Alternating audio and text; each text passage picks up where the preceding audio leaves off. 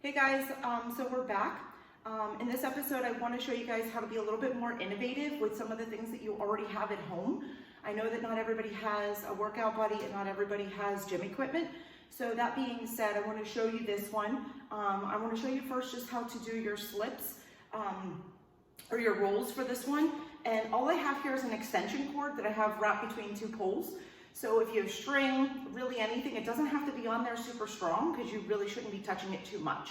So what we're looking to do our roll is when someone throws a hook punch, this is one of the ways in order to get away from that.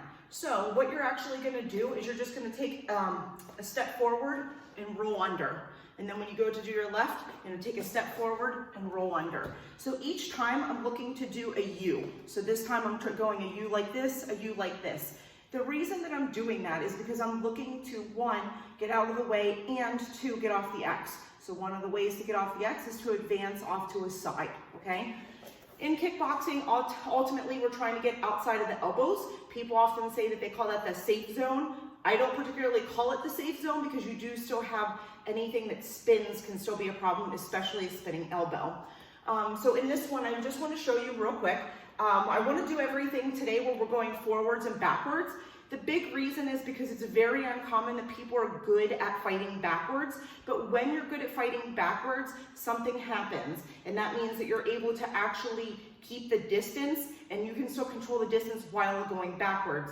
Also, your aggressor is not really good at understanding why they're getting hit when they're coming forward, okay? This is also something that you'll use with somebody who is an aggressive fighter during sparring, okay? So that being said, I'm just gonna show you the roll, or the rolls real quick, okay? So I'm gonna go down the line, I'm looking for this to be like just around my temple level, okay? It doesn't have to be perfect, no big deal. And I'm literally looking to take a step forward and roll. Take a step forward and roll. And each time I want my eyes to be looking up at this blue cord, okay? Again, take a step, dip down, and back up.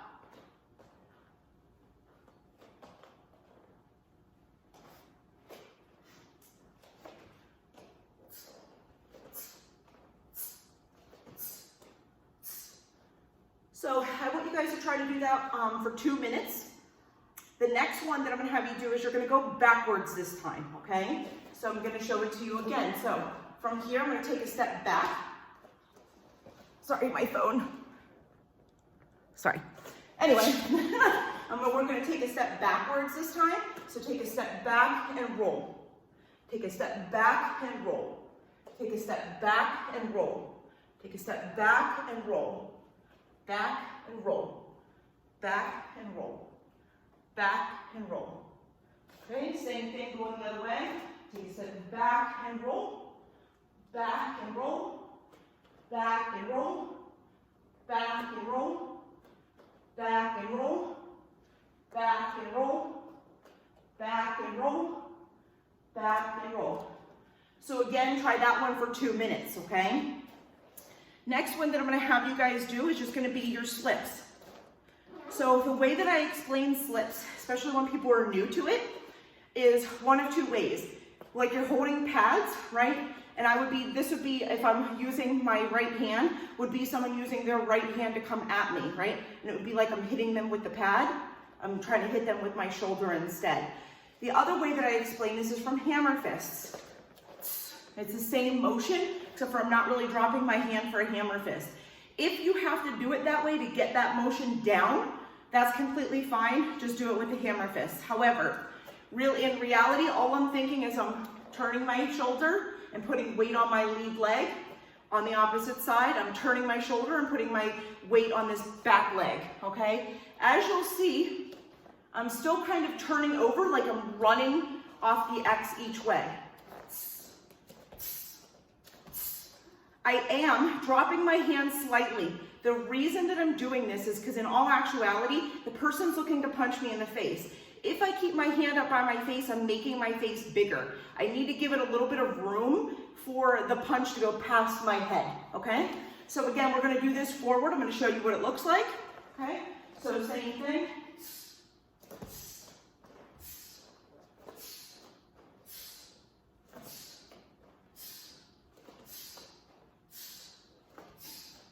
Again, when I'm coming towards you.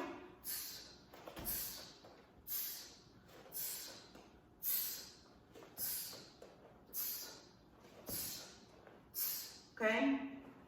So again, 2 minutes on the clock for that one. The next one, you're gonna do your slips backwards. Again, if you're not getting really good at doing these things backwards, at least give it a try. If you can't do it, just try to do the forward ones again, okay? So again, going backwards.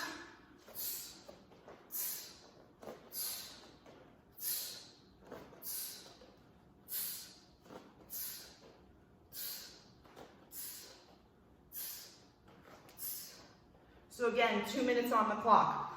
I will tell you, if you guys are having a hard time going backwards, pay more attention to my feet more than my hands, okay?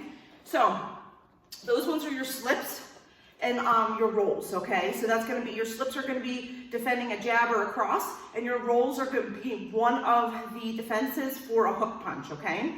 So the next one I'm gonna show you guys how to do is how to do your uppercuts with this, okay? So when I'm looking to do my uppercut, again, most everything comes from my feet. I'm looking to be grounded. Everybody's heard that saying, stick and move. This is gonna be the same thing. I'm going to be sticking to the ground and be heavy when I'm throwing a strike, okay?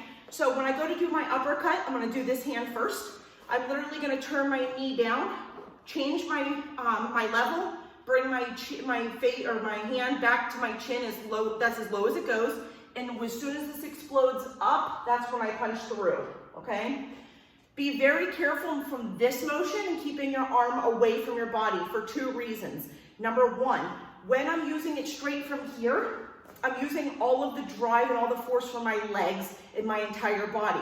When I'm doing it from here, I'm only using my arm, but also centripetal force. I'm also leaving my face open until I hit, okay? So I'm looking to keep myself protected as well.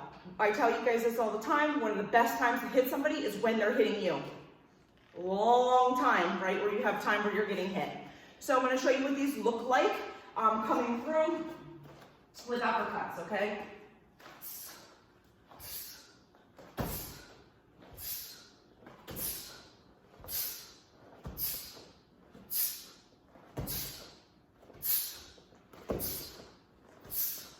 Again, I'll go forward.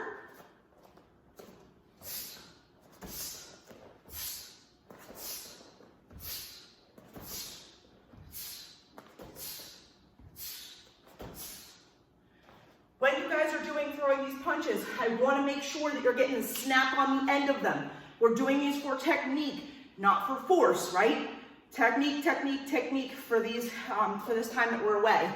Also, too, I want you to make sure you practice your breathing. The breathing makes your core hard, and it also uses your entire body in order to do that drive, okay?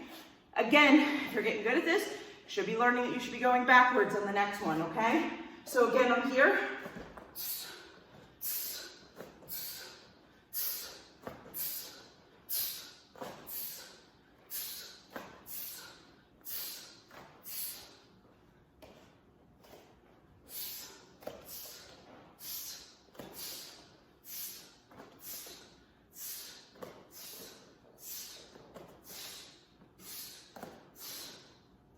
Again, 2 minutes on the clock. Again, if you feel as though you're not doing really well with the advanced uppercuts, you can stand in one place.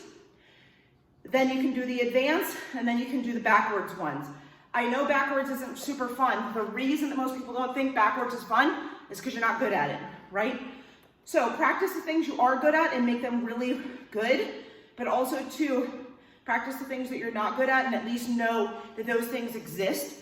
Still keep practicing them, but when you do the things where sometimes things are hard, you find the holes in your game and you're able to know what your downfalls are and what you would not use out on the street, okay? So that's what I have right now for the cord. You guys can also, if you're looking to do a little bit more, you guys can also do this with combinations, okay? So I can slip, right? And use this for head movement. So that's what I have for this one. So guys, remember, you're gonna do a round of slips, a round of dip or of rolls, a round of uppercuts, forward and backward, 2 minutes each round, okay? So stick with me, I'm gonna have one more thing for you guys, okay? Hey guys, I'm back. So I just wanna show you one more thing. This one is just with an empty water bottle. So really you could probably do it with really any piece of trash you have in your recycling. So basically I just use a string, okay? I have it hanging down from here, but you can hang off your ceiling fan, your light. Literally you could duct tape it to your ceiling, because we all know the duct tape pretty much fixes everything, right?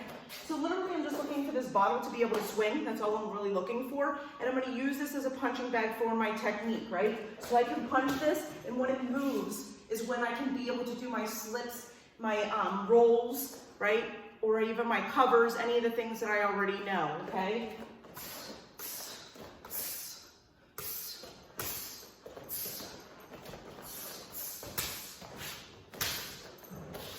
Okay, so this is a good way for you to incorporate your slips, your rolls, your covers, your footwork, right? Remember we were practicing our footwork before where we take a step and pivot, right? We take a step and pivot, okay? Or we just find a foot and pivot backwards, find a foot and pivot backwards, okay? So I want you guys, instead of shadow boxing this time, I want you to do 3 3-minute rounds with hitting the empty water bottle. Again, you're not supposed to be looking to hit this hard. You're looking to use your technique and find your range, okay? You should not have any time where your arm is bent. It should be straight out and your weight is underneath you.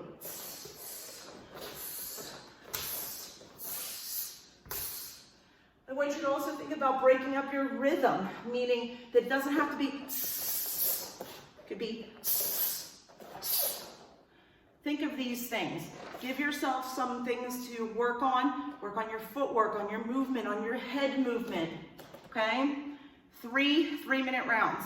I promise you it's a lot more fun than you think. If your kids are driving you crazy, you can have them do it too. I'm sure you have a couple extra empty water bottles. So that's all I have for you guys today. I hope that you'll do this one. I think you'll think it's a lot more fun than you would think.